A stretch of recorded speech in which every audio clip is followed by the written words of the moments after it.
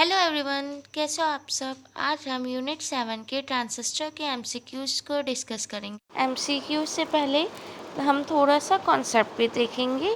Transistors क्या होता है? सेमीकंडक्टर डिवाइस होता है जो एम्पलीफिकेशन और स्विचिंग के लिए यूज होता है। ये दो टाइप के होते हैं, एनपीएन और पीएनपी के। इसका स्ट्रक्चर क्या?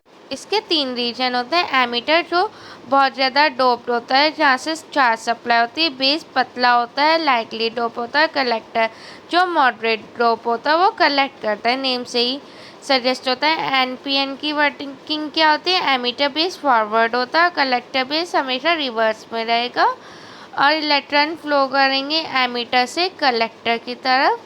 और जो स्मॉल बेस करंट होता है वो बहुत ज़्यादा लार्ज कलेक्ट करता है करंट को। करंट का रिलेशनशिप क्या होता है? I E equal to I P plus I C, alpha equal to I C upon I E और beta equal to I C upon I B. Common emitter जो common base होता है वो बहुत ज़्यादा लो इनपुट रेसिस्टेंस होता है, high output resistance होता है, लेकिन उसका करंट गेन लेस देन 1 होता है। कॉमन एमीटर बहुत ज़्यादा हाई गेन करता है और एम्पलीफिकेशन में यूज़ होता है, इसलिए उसे सबसे ज़्यादा यूज़ करता है। कॉमन कलेक्टर का वोल्टेज गेन इक्वल टू 1 होता है और ये हमेशा बफर की तरह यूज़ होता है। Now let's see MCQs. Junction transistor is called a bipolar device क्यों कहलाता है? क्योंकि इसके जो भी इलेक्ट्रॉन और होल्स होते हैं दोनों रेस्पॉन्सिबल होता है करंट कंडक्शन के लिए, इसीलिए इलेक्ट्रॉन और होल दो हो गए, इसीलिए बाइपोलर। बाइपोलर मीन दो होने का चाहिए, है ना। Base of a transistor is equivalent to which of electrode of triode value. Grid जो भी बेस होता है ट्रांजिस्टर का वो इक्विवेलेंट किसके होता है? ट्रायोड वैल्यू की, ग्रिड की। ट्रांजिस्टर को और हम क्या बोलते हैं? Semi conductor triode. क्या बोलते हैं हम? Semi conductor triode. ट्रांजिस्टर क्या होता है? करंट ऑपरेटेड डिवाइस होता है। डिप्लीशन लेयर कितनी होती है? 2। अब पीएन जंक्शन डायोड ट्रांजिस्टर है। एक ट्रांजिस्टर में 2 पीएन जंक्शन होते हैं, है ना। एडवांटेज क्या होता है ट्रांजिस्टर का? उसके 3 एडवांटेज होते हैं। एक तो इसकी लाइफ बहुत लॉन्ग होती है, साइज़ भी छोटा होता है और हीट भी कम होती है। Quantity of impurity in emitter of an ordinary transistor, जो भी ऑर्डिनरी ट्रांजिस्टर होता है उसमें इम्प्योरिटी सबसे ज़्यादा होती है।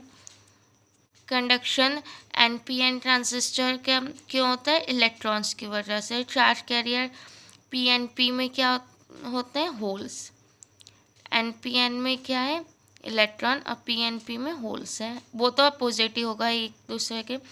चार्ज कैरियर पीएनपी ट्रांजिस्टर्स में क्या होते हैं? होल्स। आप इसमें से कोई से भी एक को याद रख लो, या जैसे एन ई है ना, एन ई से 2 बार एन आ रहा है, फिर ई से इलेक्ट्रॉन से, फिर दूसरा ऑटोमेटिकली होल्स ही होगा, है ना। Current flow through base NPN transistor के कैसे होता है? इलेक्ट्रॉन्स से। प्रॉपर वर्किंग ट्रांजिस्टर की नॉर्मल सर्किट में क्या होती है? ईबी जंक्शन फॉरवर्ड बायस होगा और CB mean common base junction कैसे होना चाहिए? Reverse bias. Emitter base junction transistor जो है रिवर्स बायस्ड कलेक्टर करंट को क्या कर देता है? हमेशा स्टॉप कर देता है। Proper operation transistor it's collect, जब भी हम अगर चाहें कोई भी ट्रांजिस्टर को प्रॉपर वर्क करना तो उसका जो भी कलेक्टर होता है उसे हमेशा हमें रिवर्स बायस में रखना चाहिए। ट्रांजिस्टर जो है बेस करंट हमेशा मिनिमम होता है।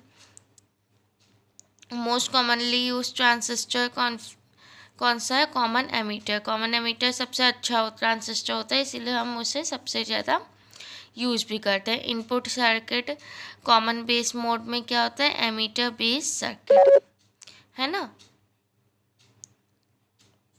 Input circuit common base mode में एमीटर बेस सर्किट हम से ही हमेशा इनपुट आता है। Germanium transistor really used about 75 degree centigrade से ऊपर में बहुत कम यूज़ होते हैं वो।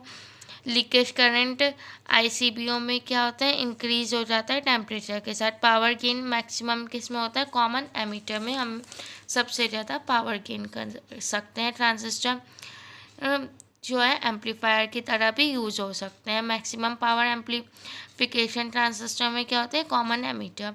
और डीसी लोड लाइन किसके बीच जो होती है, आईसी और वीसी के बीच में हमेशा डीसी लोड लाइन।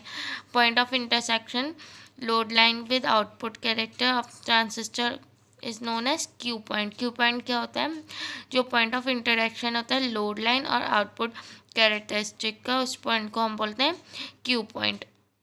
उसे ये ऑपरेटिंग पॉइंट है, उसे बोलते हैं क्विसेंट पॉइंट। सेम ये सब है ना।